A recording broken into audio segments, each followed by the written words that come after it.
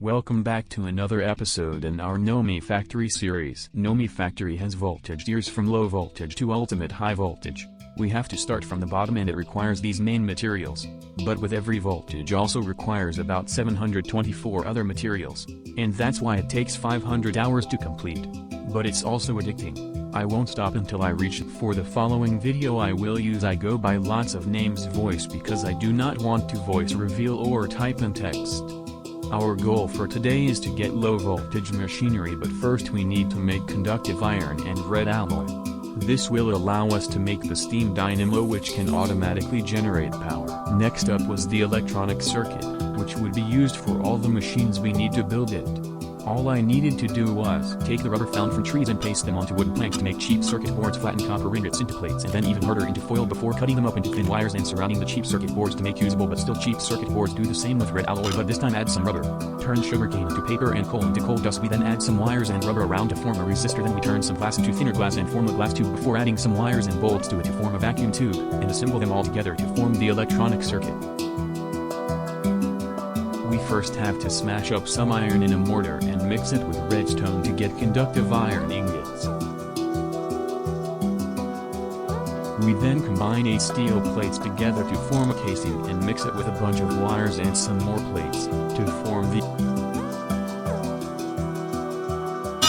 Next we flatten our pieces of red alloy into plates and then cut them up into wires. Then combine multiple together to make it bigger.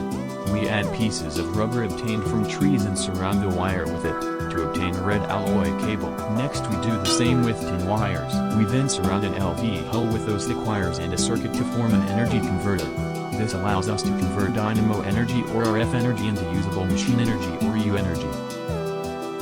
I love some gold and silver ingots to form rods. Place 3 rods in a crafting table to form an even longer rod and surround those rods with redstone to get a redstone transmission coil and redstone conductance coils. Then hammer ingots up into place and surround the conductance coins with those red alloy plates, forming an excitation coil. Then burglarize ourselves in order to obtain an iron furnace, which is another component. Then we flatten up copper into plates for the 15th time this episode and flatten wrought iron plates and add some wrought iron rods to make wrought iron gears, and then finally assemble them together to form the steam dynamo. Next up we need to make batteries, which is made from battery alloy. This is a combination of lead and antimony. However, we do not have lead. Instead, we simply craft together some in-game money from quests and lead ores materialized in front of us. Meanwhile we combine a mixture of sand, clay, gravel and other sediments together to form a conduit binder composite and then turn them into conduit binders using a furnace. We then surround 3 conductive iron wires with it to form conductive iron energy conduits, which are the most basic tier of energy transmission. Now it is time to assemble our basic machinery section, which will allow us to process materials more efficiently than our current tools. But that requires energy. And we do not have energy, so I crafted sand together to form compressed sand and then crafted those compressed sand into even more compressed sand and finally into a cursed block called sped, which grows any crop on it instantly when activated with redstone. After only 5 minutes of experimenting with the contraption, I now have infinite sugarcane. Now our lead ingots is ready and we buy antimony with even more coins before crushing up both the lead and antimony to produce battery alloy.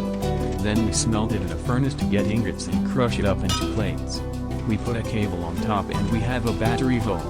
We simply buy lithium using more coins and fill the batteries up before placing it in the battery buffer. We now need a water source that can be turned into steam.